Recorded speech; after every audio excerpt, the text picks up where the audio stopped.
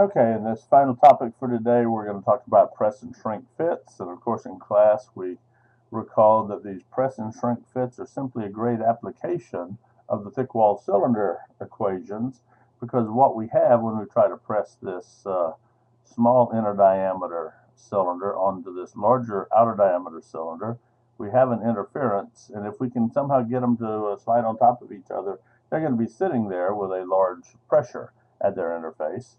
Let me remind you of some of the terminology. We have the R outer, which is the outer of the outer.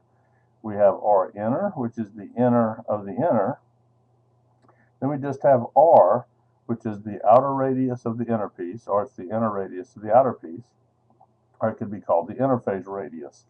Now, given that these two parts are two different sizes, is the interface radius this one, the outer of the inner, or the inner of the outer?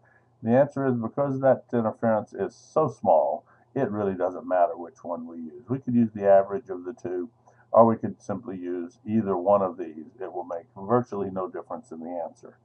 Okay, and I remind you that the key equation for dealing with these, is simply relate pressure to the deflection. So we'd have to have the deflection equation.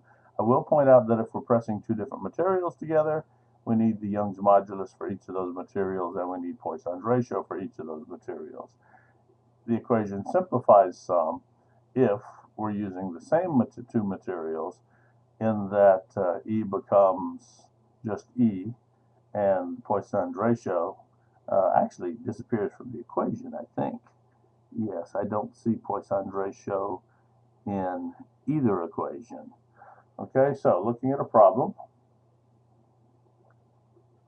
Let's see. Did we have a problem to work? No, I guess we didn't have a problem to work. You do have a problem for homework. And let's see, let me just go there and I'll point out the kind of problem that I've given you for homework. And I think that was right about here. And I think I assigned problem number 19. And here's the key thing in this problem number 119. We do have two different materials, but we have a range of outer dimensions on the inner cylinder, and we have a range of inner diameters on the outer cylinder. And so if this one went as large as possible and this one went as small as possible, then we would have our maximum stresses, maximum pressure, and our worst case press fit. If this one went extremely small and this one went extremely big as it can go, then we'd have our lowest case pressure situation.